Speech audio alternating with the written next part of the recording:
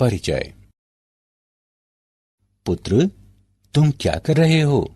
पिताजी, हमारे अध्यापक ने मुझे खाद्य उत्पादन संवर्धन कार्य नीति पर कार्य दिया है, लेकिन मैं इसे समझने में असमर्थ हूँ। क्या आप मेरी सहायता करेंगे? अवश्य बेटे, हमने खाद्य उत्पादन की वृद्धि में बहुत सी तकनीकियों का प्रयोग किया है। अच्छा, पर कौन सी विधियां पिताजी? हम उन प्रजातियों का प्रयोग करते हैं जिनकी उत्पादन क्षमता उच्च होती है। क्या तुम विस्तार से जानना चाहोगे? हाँ पिताजी।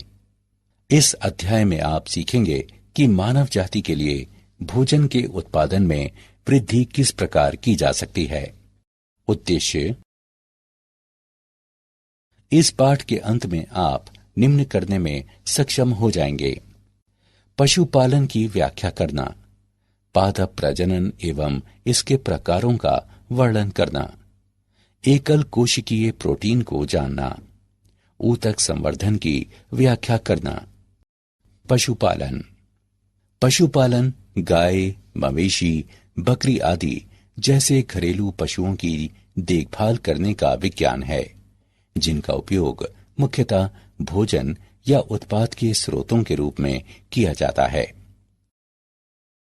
फार्म एवं फार्म पशुओं का प्रबंधन। डेयरी फार्म प्रबंधन। डेयरी उद्योग एक पशु प्रबंधन है जिसमें मनुष्य के उपभोग के लिए दूध और उससे बनने वाले पदार्थों का उत्पादन किया जाता है। दूध का उत्पादन मुख्य रूप से पशुओं की नस्ल की गुणवत्ता पर निर्भर करता है। उत्पादन क्षमता का लाभ लेने के लिए निम्नलिखित बातें आवश्यक हैं। पशुओं के लिए उपयुक्त आवास की व्यवस्था होनी चाहिए। चारे की मात्रा व गुणवत्ता को ध्यान में रखते हुए पशुओं को भोजन वैज्ञानिक ढंग से दिया जाना चाहिए। पशुओं को प्रचुर मात्रा में पीने का पानी उपलब्ध होना चाहिए। पशुओं की देखभाल इस तरह हो कि वे रोग मुक्त रहें। पशुओं एवं उनके पालकों दोनों की गहन स्वच्छता और साफ सफाई बहुत आवश्यक है। कुक्कुट पोल्ट्री फार्म प्रबंधन। कुक्कुट आदि से तात्पर्य उन पालतू पक्षियों से है जिनका उपयोग भोजन अथवा उनके अंडों के लिए किया जाता है। कुक्कुट आदि में खास तौर पर मुर्गा, मुर्गी एवं बत्तख और कभी कभी टर्की तथा कलहंस आते हैं। कुक्कुट पालन प्रबंधन के मुख्य घटक इस प्रकार हैं: रोग मुक्त एवं उपयुक्त नस्लों का चयन, पक्षियों के लिए समुचित दाने एवं पानी की व्यवस्था, फार्म के लिए उचित एवं सुरक्षित वातावरण, पक्षियों की साफ सफाई और स्वास्थ्य देखभाल। पशु प्रजनन। पशु प्रजनन कृषि की वह शाखा है जिसका संबंध मवेशी, सुअर, भेड़ और घोड़े जैसे घरेलू पशुओं की देखभाल से होता है। प्रजनन दो प्रकार के होते हैं: अंतः प्रजनन। इसका अर्थ समान नस्ल के भीतर सघनता से संबंधित पशुओं का संयोग कराना है। दूध देने की उच्च क्षमता वाली मादा और उच्च कोटि के बछड़ों और सांडों की प्राप्ति हेतु समान नस्लों की उत्तम कोटि की गायों और सांडों के जोड़ों का संयोग कराया जाता है। अतः प्रजनन और चयन की इस विधि से उत्पन्न घरेलू पशुओं की बहुमूल्य नस्लें इस प्रकार हैं: स्पेन में विकसित मेरिनो भेड़, जो उच्च कोटि की ऊन के लिए जानी जाती है। घोड़ों की आधुनिक प्रजातियां 3 अरबी घोड़ों की वंशज हैं। अतः प्रजनन से समयुग्मजता उत्पन्न होती है। इसके कारण हानिकारक अप्रबल जीनों की उत्पत्ति की संभावना बढ़ जाती है। अप्रबल जीन केवल समयुग्मज अवस्था में प्रकट हो सकते हैं, इसलिए समयुग्मजता से हानिकारक अप्रबल एलीलों यानी युग्म विकल्पी जीन का एक रूप उसकी उत्पत्ति में वृद्धि होती है, जिससे हानिकारक फेनोटाइप उत्पन्न होते हैं। इसे अंतः प्रजनन अवसाधन कहा जाता है। बाह्य प्रजनन। इसका तात्पर्य समान या अलग अलग नस्लों या यहाँ तक कि अलग अलग प्रजातियों के भी असंबद्ध पशुओं के संयोग से होने वाले प्रजनन से है। इसके निम्न प्रकार होते हैं। बाह्य संकरण। एक ही नस्ल के भीतर पशुओं के समागम की यह क्रिया बाह्य संकरण कहलाती है, किंतु उनकी नस्लों में 4 से 6 पीढ़ियों तक उनके पूर्वजों का कोई संबंध नहीं होता। इस संकरण में उत्पन्न बच्चे को बाह्य संकर कहा जाता है। एकल बाह्य संकरण से अंतः प्रजनन अवसादन से बचाव में सहायता मिलती है। प्रजनन की ये विधि उन पशुओं के लिए सर्वोत्कृष्ट है जिनकी उत्पादकता और विकास की क्षमता औसत से कम होती है। संकरण। इस विधि में एक ही प्रजाति की एक नस्ल के श्रेष्ठ नर का दूसरी नस्ल की श्रेष्ठ मादा से संयोग कराया जाता है। इससे उत्पन्न होने वाले बच्चे में 2 विभिन्न नस्लों के वांछित गुणों के संयोजन में सहायता मिलती है। इस तरह उत्पन्न संकर पशुओं का उपयोग सीधे व्यवसाय हेतु उत्पादन अथवा नई और दीर्घजीवी नस्लों के विकास के लिए किया जा सकता है। बीकानेरी भेड़ों तथा मैरिनो मेढ़ों के समागम से विकसित एक नई नस्ल हिसर डेल संकरण का एक उदाहरण है। अंतराजातीय संकरण। यह विजातीय प्रजनन की एक विधि है जिसमें 2 अलग अलग प्रजातियों के नर और मादा का समागम कराया जाता है ताकि इससे उत्पन्न बच्चे में दोनों की विशेषताएं आ सकें। उदाहरणार्थ, नर गधे तथा मादा घोड़ी के मिलन से खच्चर की उत्पत्ति अंता विशिष्ट संकरण का एक उदाहरण है। कृत्रिम वीर्यसेचन। ये वो प्रक्रिया है जिसमें प्रजनक एक उत्तम नर से लिए गए शुक्राणुओं को सुई के माध्यम से किसी चयनित मादा के जनन क्षेत्र में छोड़ता है। इस प्रक्रिया के लाभ: शुक्राणु का उपयोग तत्काल किया जा सकता है अथवा इसका संचय कर फ्रिज में रखा जा सकता है और बाद में जब मादा जनन की अवस्था में हो तब इसका उपयोग किया जा सकता है। जमी अवस्था में शुक्राणु को दूर उस स्थान पर ले जाया जा सकता है जहां उत्तम चयनित मादाएं हों। किसी श्रेष्ठ नर के शुक्राणुओं का प्रयोग कई मादाओं पर किया जा सकता है। इस प्रक्रिया का एकमात्र दोष यह है कि इसमें सफलता की दर बहुत कम है। बहुविध अंडोत्सर्ग भ्रूण अंतरण तकनीक यानी MOET। ये मवेशी में सुधार की एक विधि है। इस विधि के विभिन्न चरण इस प्रकार हैं। शरीर में स्थित रसस्रावी कूप की परिपक्वता और उत्तम अंडोत्सर्ग यानी एक चक्र में 6 से 8 अंडाणुओं के उत्पादन के लिए प्रवृत्त करने हेतु एक गाय को रसस्रावी कूप को उत्तेजित करने वाले हार्मोन जैसा हार्मोन दिया जाता है। गाय का उत्तम सांड से समागम कराया जाता है अथवा उसमें कृत्रिम वीर्यसेचन कराया जाता है। इस विधि में 8 से 32 कोशिकीय अवस्थाओं में निषेचित डिंब प्राप्त होते हैं जिन्हें सरोगेट मादा में प्रेषित कर दिया जाता है। इस तकनीकी का प्रयोग मवेशी, खरगोशों, घोड़ियों इत्यादि पर किया जा चुका है। कम समय में बछड़े बछियों की संख्या में वृद्धि हेतु इस तकनीकी से उच्च दुग्ध उत्पादन क्षमता वाली नस्ल की मादाओं तथा उच्च गुणवत्ता के मांस वाले बच्चे उत्पन्न करने वाले सांडों का प्रजनन सफलतापूर्वक कराया जा चुका है। मधुमक्खी पालन। मधुमक्खियों की देखरेख मुख्यतः शहद और मोम के उत्पादन के लिए की जाती है।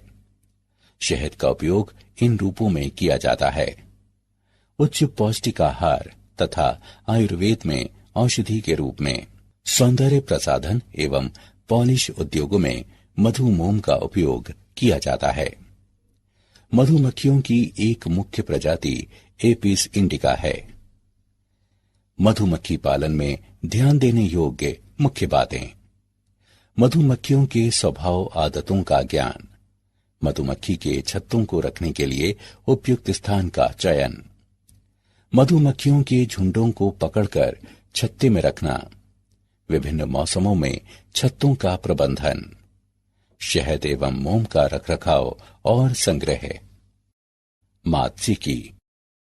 मात्स्यिकी एक उद्योग है जिसका संबंध मछलियों, मोलस्कों और क्रस्टेशियनों आदि या उनके उत्पादों को पकड़ने, उन्हें पालने, उनके प्रसंस्करण तथा बिक्री से है। यह एक महत्वपूर्ण उद्योग है क्योंकि अधिकतर लोग अपने भोजन के लिए मछलियों पर निर्भर रहते हैं। तटीय क्षेत्रों में मछली पालन असंख्य मछुआरों को आय और रोजगार प्रदान करता है। मछली के कई उत्पादों जैसे उसके यकृत का तेल, उसका औषधीय महत्व है। कतला, रोहू, कॉमन क्रॉप इत्यादि मीठे जल में पाई जाने वाली कुछ मछलियां हैं। हिल्सा, सार्डिन इत्यादि समुद्र में पाई जाने वाली कुछ सामान्य मछलियां हैं। पादप प्रजनन। पादप प्रजनन विज्ञान की वो शाखा है जिसका संबंध पेड़ पौधों को मानव जाति के अनुकूल बनाने हेतु उनके परिवर्तनशील जेनोटाइपों से होता है। पादप प्रजनन के उद्देश्य उच्च फसल, गुणवत्तापूर्ण विशेषताओं में सुधार, रोगों से बचाव, कीट अथवा नाशक जीव से बचाव, उपज क्षेत्र का विस्तार। फसल की एक नई आनुवंशिक नस्ल के प्रजनन के मुख्य चरण इस प्रकार हैं। परिवर्तनशीलता का संग्रह है। जनन द्रव्य किसी आबादी या प्रजाति में विद्यमान सभी जीनों और अलीलों का पुंज होता है। इस तरह किसी फसल का जनन द्रव्य या जीन कोश विभिन्न जीनों का एक समूह होता है जिसका तात्पर्य अंतः या आंतर लक्षित परिवर्तन से होता है जो अनुकूलित पौधों के सुधार के लिए किया गया हो या किया जाने वाला हो। जनकों का मूल्यांकन तथा चयन।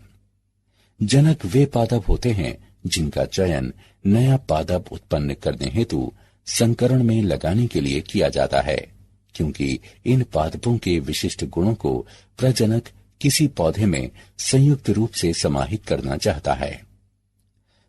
चयनित जनकों के बीच संकरण।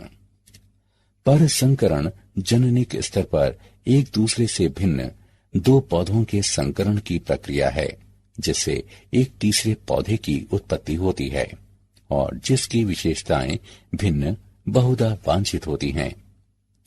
एक ही प्रजाति के पौधों का संकरण आसानी से हो जाता है और इससे उर्वर पौधों की उत्पत्ति होती है। दो भिन्न जातियों के पौधों का संकरण कठिन होता है और इससे प्राप्त पौधे आमतौर पर बांझ होते हैं। उत्तम पुनर्योगजों का चयन और परीक्षण। इस चरण में संकरण से उत्पन्न उन पौधों का चयन किया जाता है जिनमें वांछित गुण हों। प्रजनन की दृष्टि से ये एक अति महत्वपूर्ण चरण है। नए कंशड़ों यानी कृषिज उपजाति का परीक्षण, निर्मुक्त होना तथा व्यापारीकरण। इस चरण में वांछित गुणों की संदर्भ में चयनित पौधों को शोध क्षेत्र में उगाकर उनका मूल्यांकन और आदर्श वातावरण में उनके प्रदर्शन का अवलोकन किया जाता है।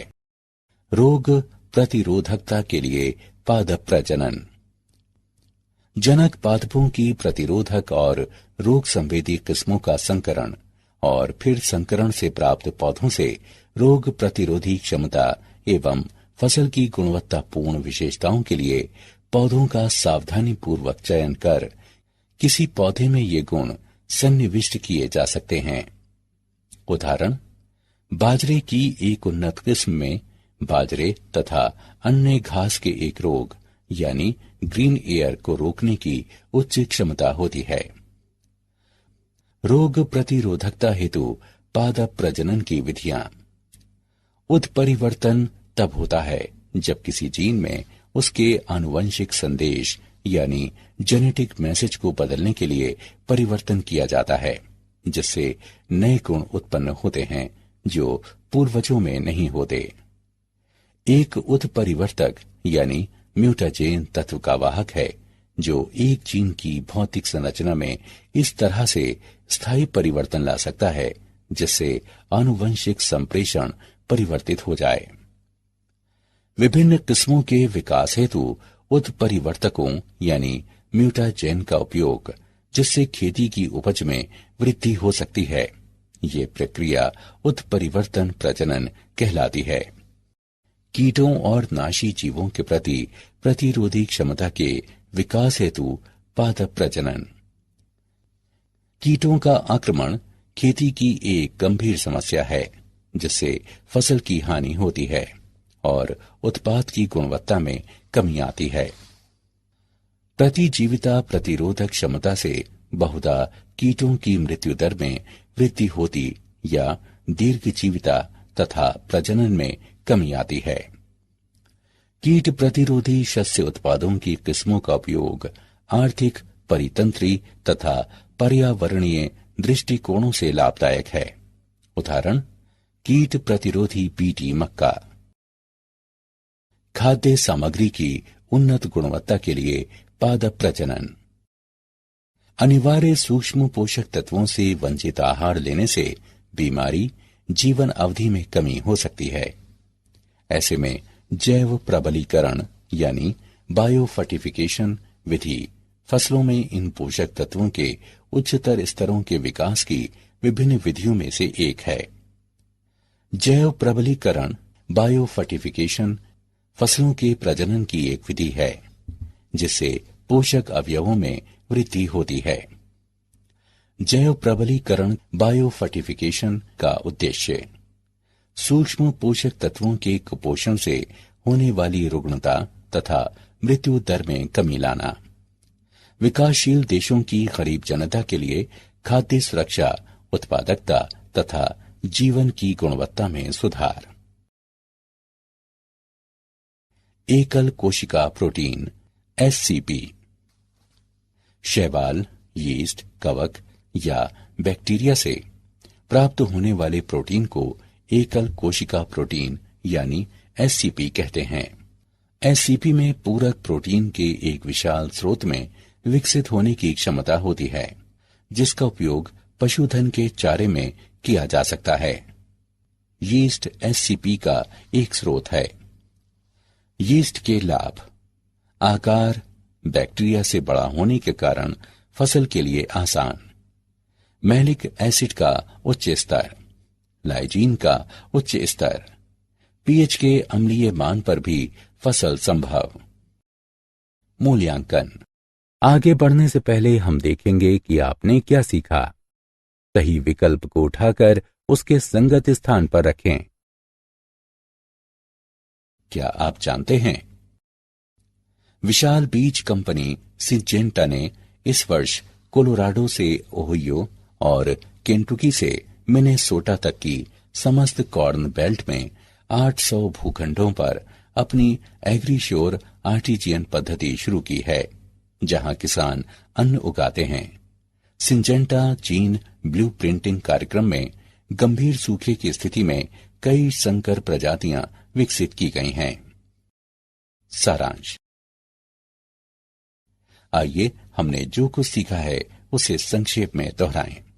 पशुपालन घरेलू पशुओं जैसे गाय, मवेशी, बकरी आदि की देखभाल करने का विज्ञान है जिनका उपयोग मुख्य रूप से खाद्य सामग्री या उत्पाद के स्रोत के रूप में किया जाता है। मानव भोग हेतु दूध एवं दुग्ध उत्पादों के लिए पशुओं का प्रबंधन डेयरी उद्योग कहलाता है। पोल्ट्री से तात्पर्य उन पालतू पक्षियों के संवर्ग से है जिनका उपयोग भोजन अथवा उनके अंडों के लिए किया जाता है। पशु प्रजनन कृषि की वो शाखा है जिसका संबंध घरेलू पशुओं जैसे मवेशी, सुअर, भेड़ और घोड़े आदि की देखभाल और प्रजनन से है। प्रजनन दो प्रकार के होते हैं। अंतः प्रजनन। प्रजनन की इस विधि में एक ही नस्ल के भीतर सघनता से संबद्ध पशुओं का समागम कराया जाता है। बाह्य प्रजनन। ये एक ही नस्ल के असंबंधित पशुओं या विभिन्न नस्लों के पशुओं अथवा विभिन्न प्रजातियों के पशुओं का आपस में मिलन करवाने को संदर्भित करता है। इसका तात्पर्य प्रजनन की उस विधि से है जिसमें एक ही नस्ल के या विभिन्न नस्लों या फिर प्रजातियों के असंबद्ध पशुओं का संयोग कराया जाता है। मधुमक्खी पालन मुख्यतः शहद एवं मोम के उत्पादन के लिए किया जाता है। मात्स्यिकी एक प्रकार का उद्योग है जिसका संबंध मछली, सीपियों यानी मोलस्क, कवचयुक्त जीवों यानी क्रस्टेशियन आदि को पकड़ने, उनका प्रसंस्करण तथा उनकी बिक्री से होता है। पादप प्रजनन विज्ञान की वो शाखा है जिसका संबंध पेड़ पौधों को मानव जाति के अनुकूल बनाने हेतु उनके परिवर्तनशील जेनोटाइपों से होता है। उत्परिवर्तन तब होता है जब किसी जीन में उसके आनुवंशिक संदेश यानी जेनेटिक मैसेज को बदलने के लिए परिवर्तन किया जाता है, जिससे नए गुण उत्पन्न होते हैं जो पूर्वजों में नहीं होते। जैव प्रबलीकरण यानी बायोफर्टिफिकेशन फसलों के प्रजनन की एक विधि है जिससे पोषक अवयवों में वृद्धि होती है। शैवाल, यीस्ट, कवक या बैक्टीरिया से प्राप्त होने वाले प्रोटीन को एकल कोशिका प्रोटीन यानी एससीपी कहते हैं। विलगित ऊतक यानी करतोतकी से नया पादप उत्पन्न करने की क्षमता किसी कोशिका की अलग होने और एक नए ऊतक या अंग उत्पन्न करने की क्षमता टोटिपोटेंसी कहलाती है।